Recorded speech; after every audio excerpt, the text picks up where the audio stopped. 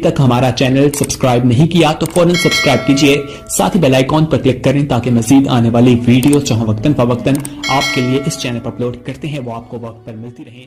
नहमदुहु व नसल्ली अला रसूलिहिल करीम, अम्मा बाद, फ़अऊज़ु बिल्लाहि मिनश शैतानिर रजीम, बिस्मिल्लाहिर रहमानिर रहीम, वातसिमू बिहब्लिल्लाहि जमीअन वला तफ़र्रक़ू वज़्कुरू निअमतल्लाहि अलैकुम इज़ कुंतुम अअदाअन फ़अल्लफ़ बैन क़ुलूबिकुम फ़अस्बहतुम बिनिअमतिही इख़वाना। सदक़ल्लाहुल अज़ीम। वक़ाल अन्नबिय्यु सल्लल्लाहु तआला अलैहि व आलिहि वसल्लम, अल-मुअ्मिनु लिल-मुअ्मिनि कल-बुनियान यशुद्दु बअदुहु बअज़न, औ कमा क़ाल अलैहिस्सलातु वस्सलाम। बुज़ुर्गान मुहतरम, मेरे दीनी व ईमानी भाइयों, अल्लाह ताला ने कुरान करीम के अंदर ये इरशाद फरमाया, और तुम अल्लाह ताला की रस्सी को मजबूती से थाम लो और आपस में इंतशार पैदा मत करो, और उस वक्त को याद करो कि जब तुम एक दूसरे के दुश्मन थे। और अल्लाह ताला के नबी सल्लल्लाहु अलैहि वसल्लम का इरशाद है, मोमिन मोमिन के लिए इमारत की तरह है, जिस तरीके से उसका बाद हिस्सा बाद हिस्से से बंधा हुआ होता है।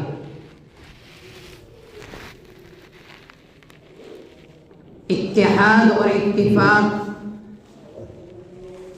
हर कौम के लिए एक बड़ी अहमियत रखता है।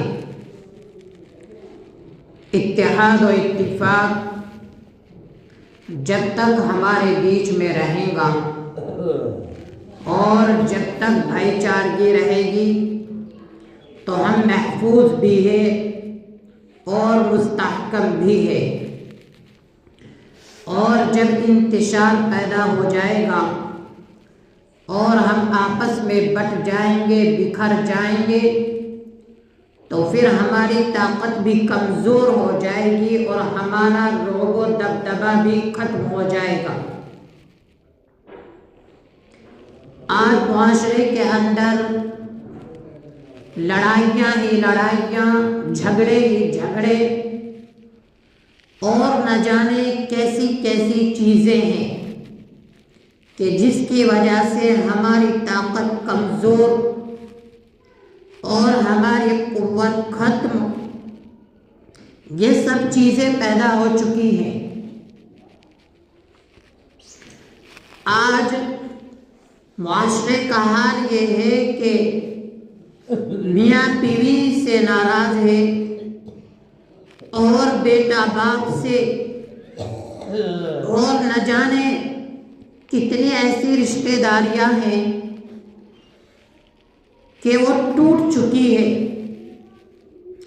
और अगर हम ये गौर करें कि ज़्यादातर जो लड़ाइयाँ और झगड़े होते हैं उनके पीछे दूसरों का हाथ ज़्यादा रहता है, जबकि तरीका ये होना चाहिए था कि लड़ाई और झगड़ा हुआ और समझा बुझा कर सुलह करा देनी चाहिए थी।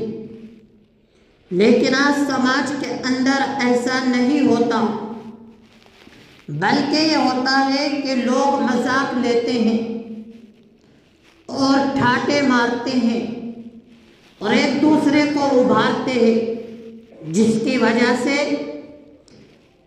हमारे घरों में लड़ाइयाँ पैदा हो जाती हैं, भाई भाई से नाराज है।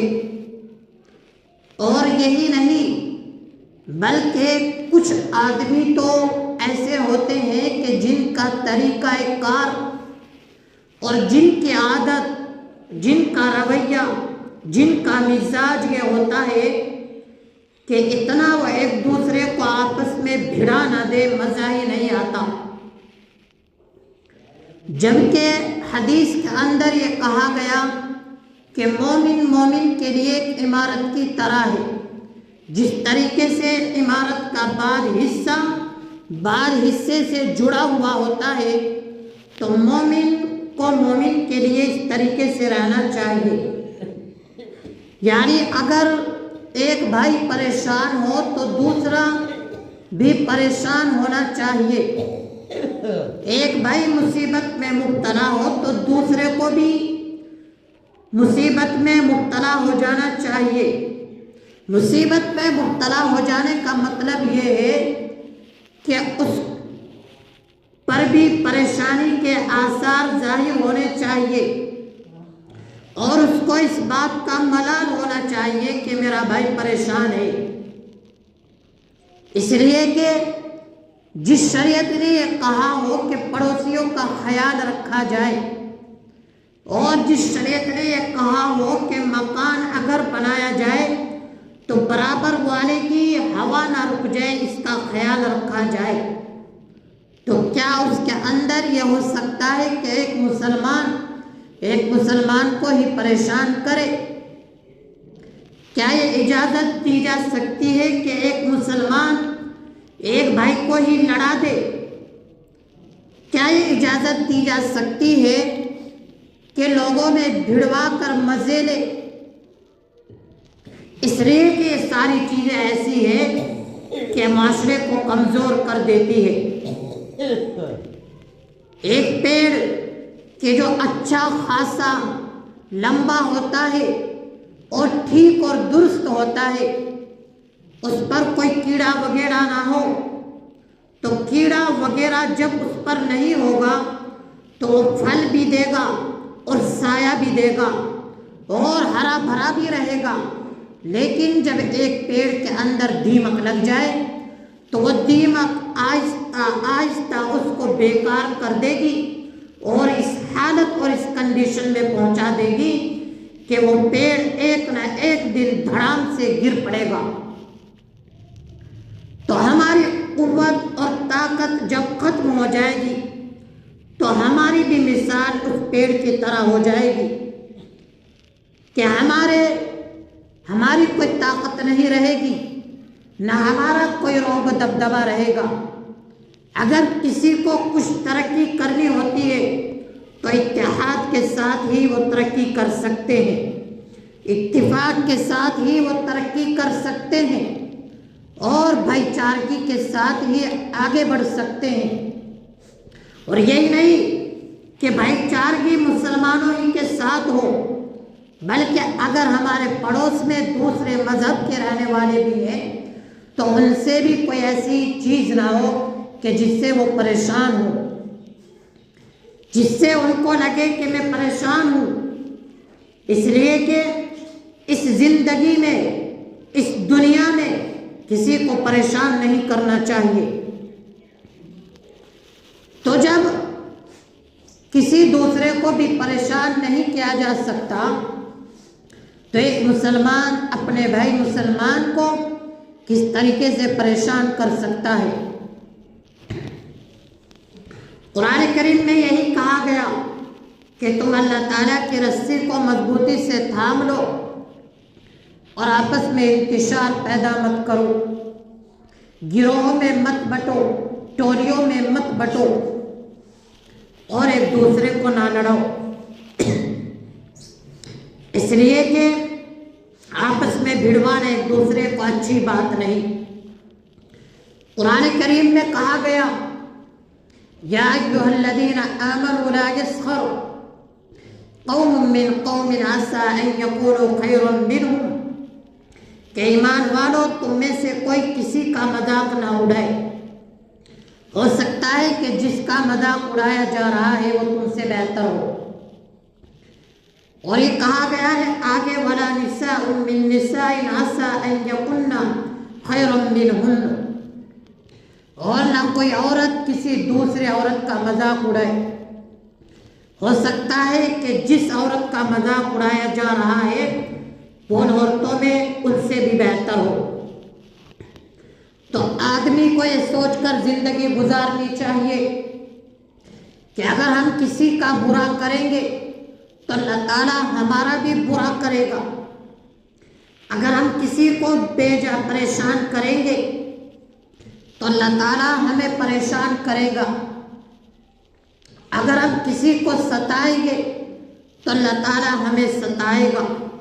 کما تدین تدان، جیسا کرو گے ویسا پاؤ گے۔ یہ دنیا ہے، اس میں جو انسان جیسا بوتا ہے ایسا ہی کیا کاٹتا ہے۔ کبھی ایسا نہیں ہوتا کہ کسان نے اناج بویا ہو اور آم نکل کر آیا ہو۔ کبھی ایسا نہیں ہو سکتا کہ نیم کے پیڑ پر آم اگے ہو، اس لیے کہ نیم کے پیڑ پر آم نہیں آ سکتے۔ یہ دنیا ہے، اس دنیا میں ایک اچھا طریقے سے زندگی گزارنی ہوگی۔ اگر ہم کسی کو پریشان کریں گے تو پھر یہ دنیا ہمیں معاف نہیں کرے گی اور ہمیں بھی پریشان ہونا پڑے گا، اس لیے کہ یہ دنیا ایسی ہے کہ اس میں پیار و محبت، اتحاد و اتفاق، اخوت اور بھائی چارگی کے ساتھ یہ زندگی گزاری جا سکتی ہے، تبھی آگے بڑھا جا سکتا ہے۔ حاسد جو جلنے والا ہوتا ہے، جو جلنے والے لوگ ہوتے ہیں حاسدی، ان کی عادت یہ ہوتی ہے کہ وہ جل جل کر خود بھی ترقی نہیں کر پاتے، وہ جل جل کر اپنے آپ کو ختم کر لیتے ہیں۔ اس لیے ہمیں دنیا کے اندر نہ کسی سے بغض رکھنا ہے، نہ کسی سے حسد، نہ کسی سے کینہ، اور نہ کسی کو کسی سے لڑائی کروانی ہے، اور نہ کسی کو ابھارنا ہے، اور نہ کسی کو ایک دوسرے کے خلاف بھڑکانا ہے۔ اگر ہم اس طریقے سے زندگی گزاریں گے تو یہ زندگی ہمارے لیے بڑی آسانی سے گزر جائے گی اور یہ بڑی اچھی زندگی ہمارے لیے ہوگی۔ اللہ تعالیٰ عمل کرنے کی توفیق عطا فرمائے۔ وآخر دعوانا ان الحمد للہ رب العالمین۔